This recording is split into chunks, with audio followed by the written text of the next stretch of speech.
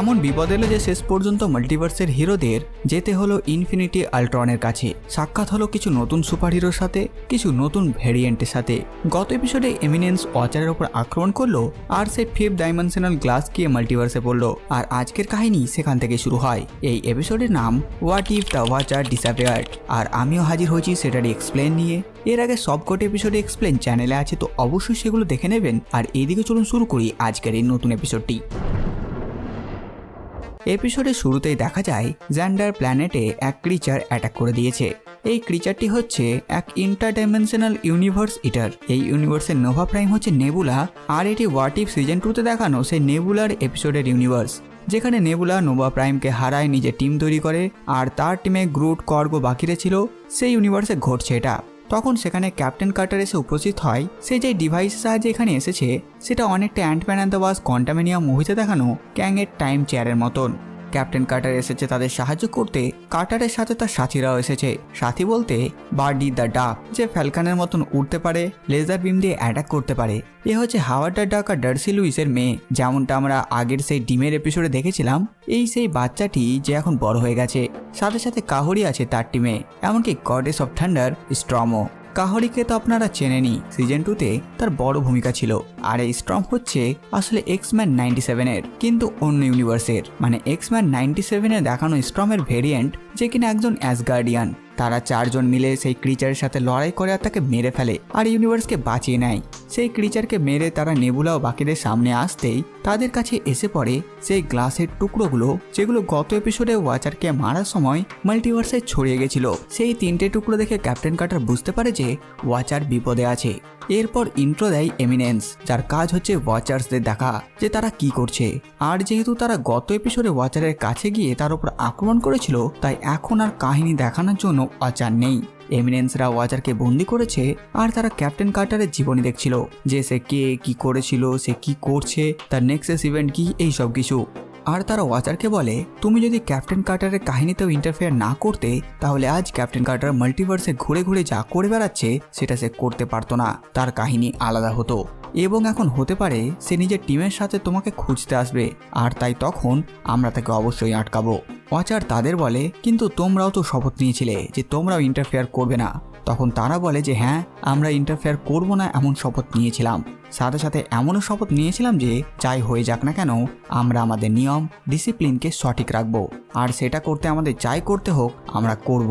ওদিকে captain Carter ও তার সাথীরা প্ল্যান করছে যে কি করে তারা ওয়াচারের কাছে যেতে পারবে, কারণ ওয়াচার বাকিদের মতন মাল্টিভার্সের অন্য ইউনিভার্সে থাকে না যে তার কাছে সহজে পৌঁছানো যাবে। সে থাকে এই মাল্টিভার্সের বাইরে, ফিফথ ডাইমেনশনে।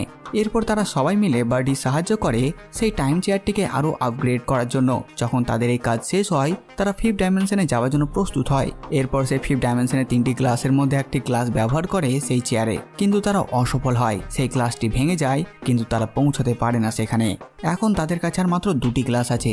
এরপর স্ট্রম, যে কিনা গডেস অফ থান্ডার, সে মাল্টিভার্সের সমস্ত অল ফাদার, অল মাদার, এমনকি সমস্ত অ্যাসগার্ডিয়ান গডসদের থেকে পাওয়ার চায়, যাতে সে ফিফথ ডাইমেনশনে যাওয়ার জন্য দরজা খুলতে পারে। সে প্রার্থনা করে আর তারপর নিজের মিউনিয়ারের সাহায্যে ফিফথ ডাইমেনশনের একটি গ্লাস ভেঙে ফেলে, আর সেও অসফল হয়। দরজা খুলতে পারে না সেও। এখন তাদের কাছে আর মাত্র একটি ফিফথ ডাইমেনশনাল গ্লাস অবশিষ্ট। তখন কাহরি তাদেরকে একটা আইডিয়া দেয়, যদিও সেটি অনেক ডেঞ্জার আইডিয়া। তারা কেউ কোনোভাবে ফিফথ ডাইমেনশনে যেতে পারছে না, কিন্তু কয়েক বছর আগে একজন ফিফথ ডাইমেনশনে গেছিল, আর তার সাহায্য পেলে তারাও যেতে পারবে। ক্যাপ্টেন কার্টার জিজ্ঞেস করে কে সে। তখন কাহরি ইনফিনিটি আল্ট্রনের কথা বলে, যার কাছে সমস্ত ইনফিনিটি স্টোন ছিল, আর তার সাহায্য নিলে তারা অবশ্যই সেখানে যেতে পারবে।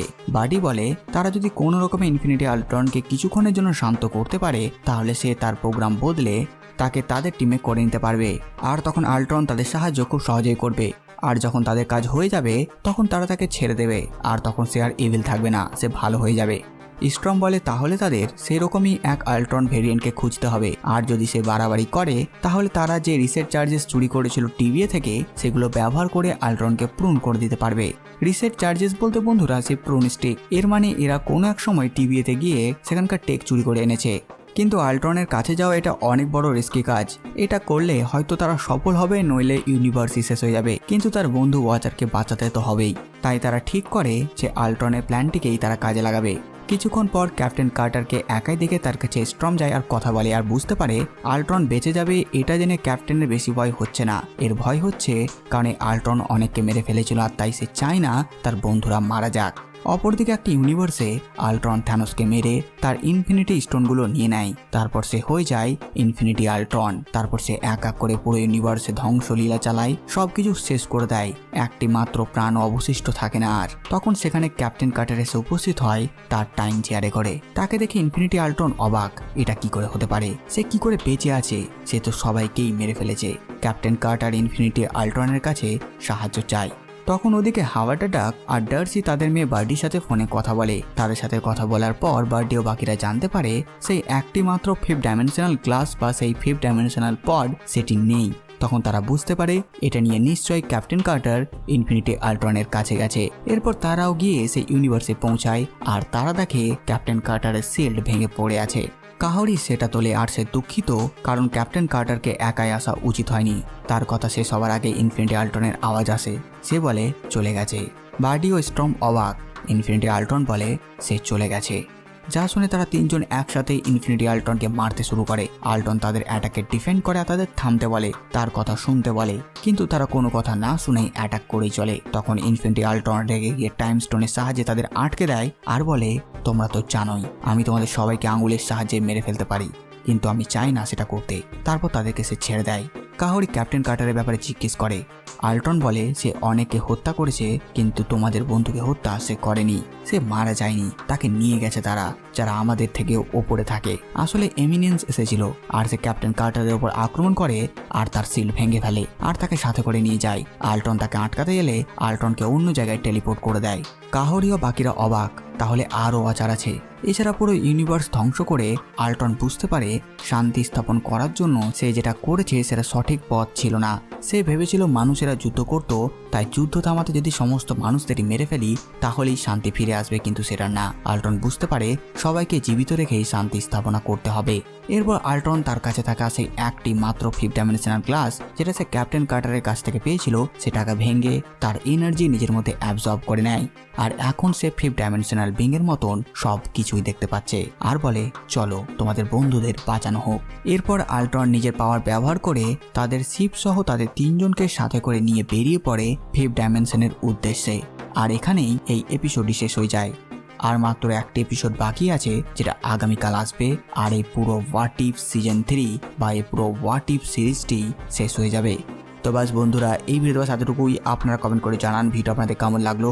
সাথে সাথে আমার এই কাজ যদি আপনাদের ভালো লাগে ভিডিওটি লাইক চ্যানেল সাবস্ক্রাইব করে দেবেন। তার নেক্সট নতুন ভিডিও নিয়ে আমি প্রিন্স সালমান আর আপনারা দেখছিলেন বাংলা কমিক্স।